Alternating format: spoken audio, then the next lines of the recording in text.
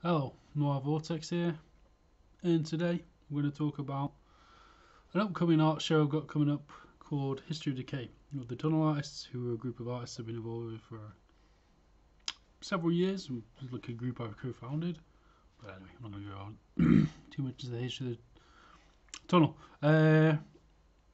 So History of Decay is our next show. It's on the opening on the 10th of September, so 2 days actually. 100 Years Gallery in London. And I thought I'd just do a little stream of consciousness thing where I sort of like talk about it, because the theme was my idea initially, based on a reading of a book called A Short History of Decay, which I read about a year and a bit ago. So my actual knowledge of the book's a bit rusty now because it's been like a year and a half since I read it. But I thought I'd just generally talk about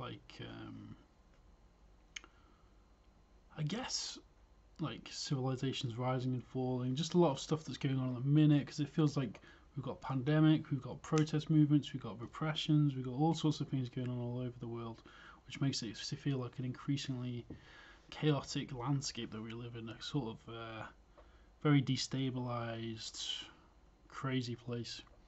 Not to mention environmental issues, which have been going on obviously for a long time, but yeah, I thought I'd just riff on that basically. So basically, the show is loosely based on the Short History of Decay by M.L. Quran, the Romanian philosopher. Very pessimistic, basically nihilistic philosopher who was well known for writing aphorisms about, I guess, like human nature, human history, fatalistic sort of quotations, I suppose. And the book itself, from what I remember, is it's really thrilling read. Actually, I found somewhat, like I said, very nihilistic, because essentially the crux of the book, from what I remember, is that all civilizations are just doomed to fail eventually. So it's very much entropy maximus book, basically. In some not entropy in a scientific sense. I mean entropy in the sense of, well, sort of entropy in the sense of everything basically tending towards disorder given enough time. Um, yeah, but it's written in quite a humoristic way. It's quite witty. It's not just um, depressing. So that's one of the strengths of M.L. Quran, because I think if he was a different writer, it'd be quite difficult and almost drab.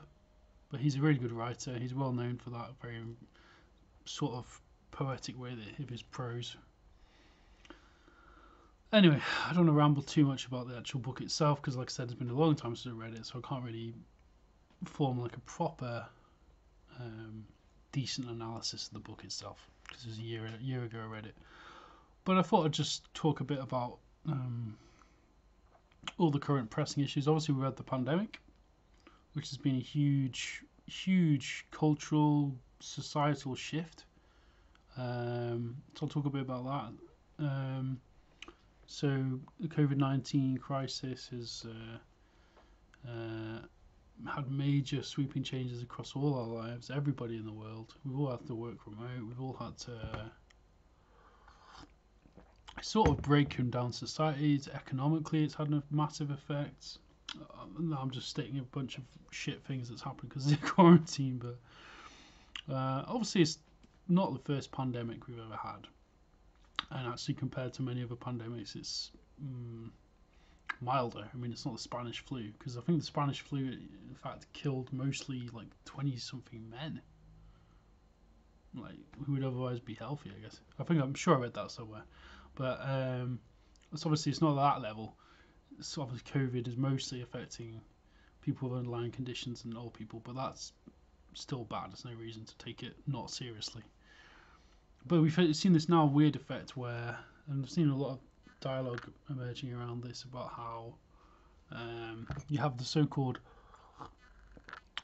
new age, and I'm gonna just wade into this. I don't really know that much about it, but anyway, you got a sort of like new age woo crew, who like are into all that like new age bollocks, and sort of even the elements of the far right uniting against the measures that have been taken by various governments around COVID-19, which is a sort of very disturbing trend, really, if you just see these sort of two, what you'd assume would be very ideologically different camps sort of uniting over this perceived, I don't know, like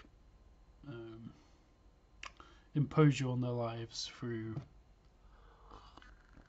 COVID-19. I mean, governments across the world have reacted very badly to it. I don't want to go too much into that. I mean, this is not about COVID-19 just per se, but just about decay and entropy in general in society. Obviously, the other great big thing that's around at the minute is the Black Lives Matter movement, which has sparked a series of protests.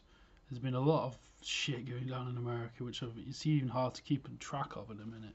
It's really depressing, to be honest.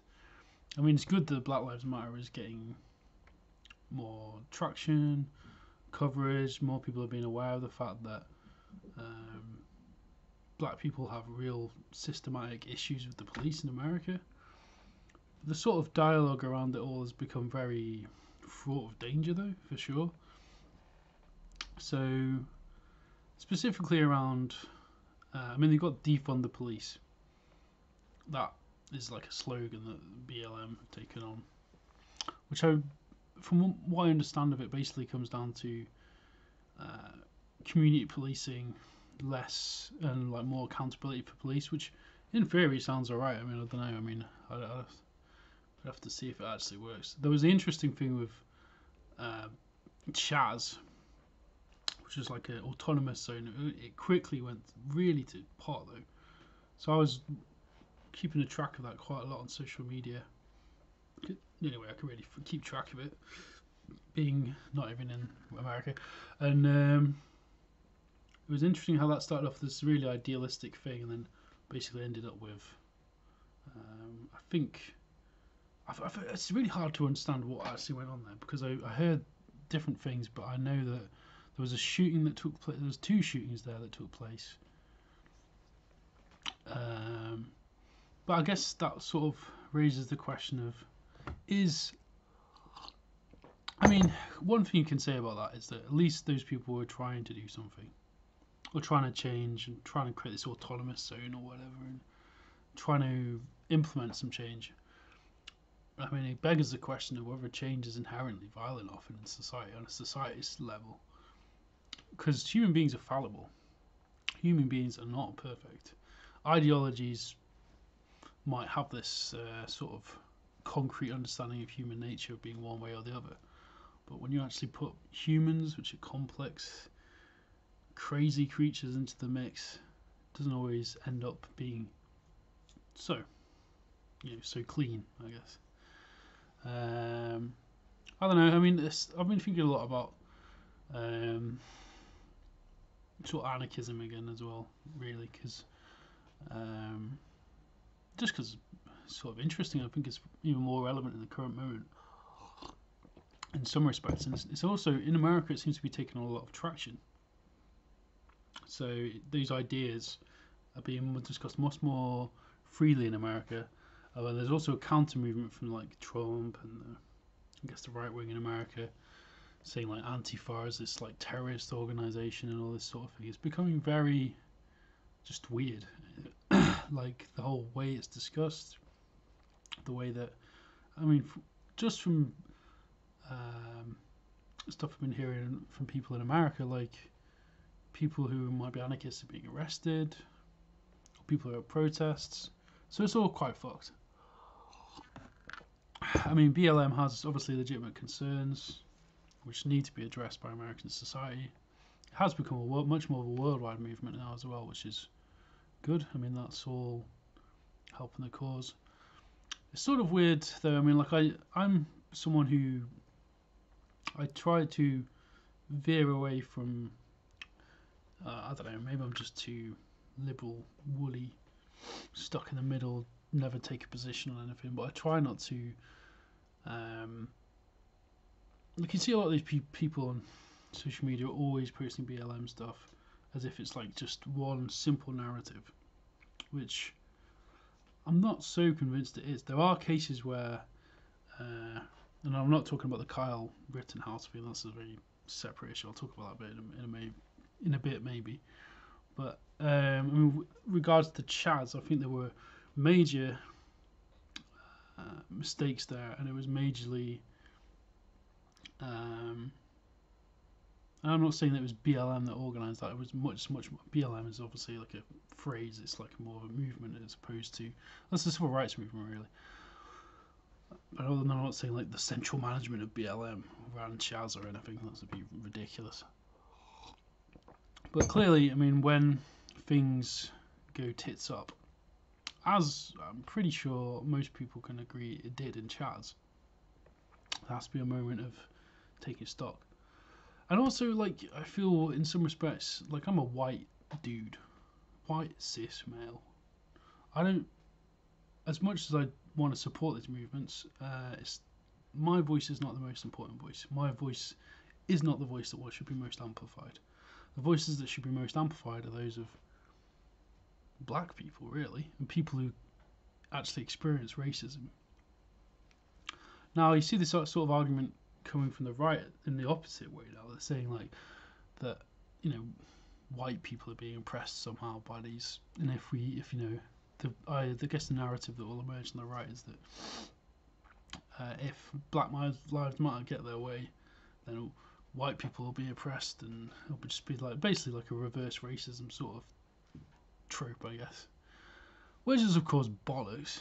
I mean, I don't think that really needs much of an in-depth sort of rebuttal, but like that isn't what, from what I understand of Black Lives Matter, that is not what they're arguing for. They want basically more accountability for the police and just basic shit like black people not to get murdered by police, which is pretty fucking basic. It's a basic fundamental right not to be killed by the state that's supposed to protect you. So I don't know. I mean, there's huge issues here. There's like so much to unpack. I'm trying to sort of ramble my way through some sort of clumsy unpacking of stuff, but yeah. And then obviously in the UK, and again, this is like I'm just talking about all the decay and social disorder that's going on at the minute in there, and the world, just trying to relate it to this art exhibition. And you've also got, of course, Extinction Rebellion, which is more of a UK thing. It is a worldwide movement as well, or European as well. I don't know if it's much caught on in the US, but anyway, Extinction Rebellion's like the environmental activists. So recently I've seen a bit of debate around, basically they stopped the Sun, the Daily Mail, and some other like sort of right-wing newspapers from getting delivered on I think it was a Saturday, so they just got stopped from being delivered. So a sort of direct action to stop right-wing papers getting, I guess, like environmental, who are like deniers of climate change and all that sort of thing. I guess, I don't know. I mean, I guess that's the justification for it. So I thought this was sort of interesting. I mean, Extinction Rebellion gets a lot of shit for like sort of being a very like new agey, sort of very middle class movement, but I think their fundamental aims are very noble. I mean, I was not like properly involved in it, but I did go to the HQ when I was living in London for a bit, just to see what it was all about. Basically, never went on any protest march, so I just basically helped out with some video editing, but most of the people there have got their hearts in the right place. They're trying to do the assemblies. They're trying to do like sort of direct democracy. They're sort of trying to make a very grassroots movement. But I do see that it's some people, like, again, going back to the sort of people seeing it as some sort of, very liberal white middle class movement.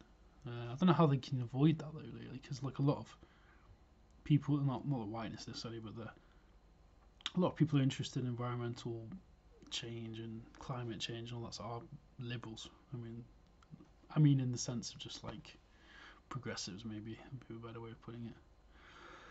Anyway, I'm really rambling now. So we've got all these issues, huge issues, and obviously I think a lot of them have to do all bursting out at the same time, because there's going to be a lot more social disorder, because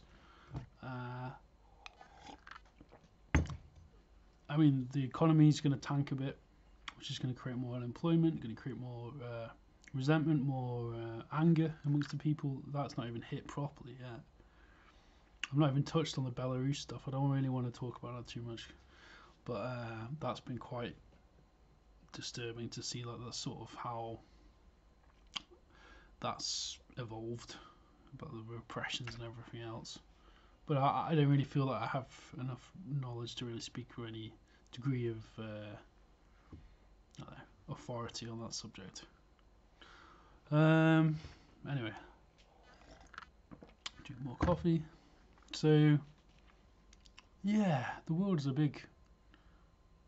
it's in a lot of a mess at the minute. But I mean, we've been in it's weird because, like, we're in the 2020 now, and there are parallels you could probably draw between the early 20th century and our current moment, like the rise of popularism, the rise of a sort of like strongman leaders who, like, sort of very nationalistic, a lot of jingoism, all that sort of thing. Like, we've got Trump, obviously. Hopefully he'll get kicked out when the elections come, but we'll see. Boris Johnson, he's not really a strong man. He doesn't really portray himself as, but he sort of tries to make parallels between himself and Churchill, which is just, I don't know, just very stupid. And we've got this sort of return to, like, a sort of Britannia rules the waves sort of bollocks in the UK, which is just it's really tiresome. Like, you sort of hope that we'd move beyond all that sort of crap. And don't get me wrong, there's nothing wrong with being proud of your country to some degree. I don't think there's anything wrong with it. But I mean, Britain does not exactly have, like, a clean slate in terms of our history. It's not like the British Empire was an amazing thing for all people. I mean, come on. It's just stupid. I mean, those good parts of the empire, probably. There's many bad parts as well. Like, many bad parts. Let's not pretend that the British Empire was this amazing utopian thing. I mean, this is always what a lot of right-wing ideology tends to look back in the past and see that as some golden age, when the same problems were sometimes even magnified. I mean, the left can have the opposite problem sometimes, where it sees the future is going to be this grand utopia. I mean, that can be just as for hot centrist takes. I digress. But yeah, so in a nutshell, this exhibition, Short History of Decay, is coming up. I wanted to just, like, sort of riff on some entropic parts of history unfolding, which are unfolding in the current time, give some sort of reflections on them. I don't know what else I can say. So, how do we get out of all this, like, really? Like, I mean, it's just going to unfold the way it unfolds. The cards will fall how they fall. I mean, it'll be really interesting to see what happens in America, actually. If Trump gets re-elected, I think there'll be a lot of seething anger under the surface if he gets re-elected, like, I really do. I think it almost feels like it is on the brink of a civil war, like, almost seriously. You sort of got your white separatists on one side and you sort of, like, progressives. I mean, it's interesting to see how, like, ideologies which everyone was thought were sort of, like, dead have sort of, like, resurfaced a lot in America as well, like communism, like people who profess to be hardened communists. I mean, I don't know. I mean, like, I've got, like, for myself, I consider myself for the democratic left, like, the democratic socialist tradition, I guess. So I'm like, I like the ideas of anarchism as well, but, like, communism it's just like a dead horse. It just keeps on getting beaten. And I know, right, okay, I get it. Before anyone goes in there, I know that theoretically communism and anarchism have got the same end point, which is a stateless society with workers control the means of production, blah blah blah blah. But and I know that Marxism is a separate thing from Marxist-Leninism, which is a separate tendency within Marxism. I get it. But I don't know. I'm basically talking about tankies, aren't I? So like sort of people are really into that sort of like in a similar way to conservatism, actually. Like interestingly enough, people who've got this like rose-tinted view of what the USSR was. Now, like I live in Russia now, and I don't know. I don't really feel that the US. I mean, the USSR had good and bad points. Like some good things they did as well, but in terms of the actual society as a whole, it was limiting. It wasn't. It's not a model to try and look for, especially in the 21st century. I mean, you can implement ideas from Marxism, I think, in any sort of like idea on how to make things work better. I was actually having a conversation with a friend recently. I'm just going to ramble on for ages. Why not? We just watch, tune in, tune out, whatever. A friend recently about. So she's quite into like Jordan Peterson, who I know is a very divisive figure, but like I think he has some interesting ideas. He has some less interesting ideas. He has some ideas which I find stupid, but he has many ideas which are quite interesting, especially in terms of psychology, which could be sense he's a psychologist. But I basically had this thought which I expressed, which, as I said, probably the best we can hope for is a sort of technocracy run along democratic aims or something like that with a sort of regulated capitalism. And I'm sort of feeling more that that's probably where we're going to go. I think all these like we've got like a resurgent far left who are very vocal. We've got like this sort of resurgent far right who are very vocal. But I think really what we'll probably end up with in the end is a sort of technocracy, which is like, I don't know, basically the state run by experts, as it were, which it isn't at the minute actually, with a sort of free market that's regulated somehow to curb the worst excesses of capitalism, which is sort of like social democracy, I guess. Yeah, I'm just a liberal stooge. That was just a thought that I had, because we were talking about Jordan Peterson. They were talking about how Jordan Peterson talks about communism, the sort of ideology of communism, and how he sort of critiques it, I guess. So I said, yeah, probably we're going to end up with something like a technocratic government with regulated capitalism. I don't really see any real indication that's ever going to change. I don't know, maybe that's hopelessness. Maybe I'm just hopeless. I don't really see any future beyond what we have now. Maybe that's the sort of cage that I've just put myself into. I don't know. It's interesting. I need to think more about stuff.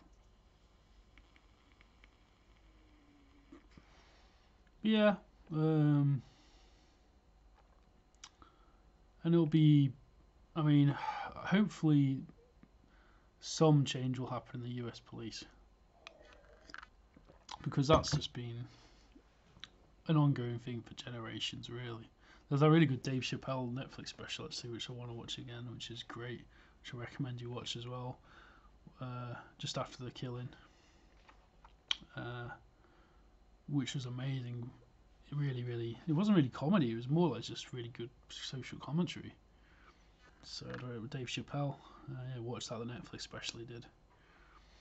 I recommend to watch that, because it's just raw. It's really raw. It was made during the quarantine as well, and I love it because it's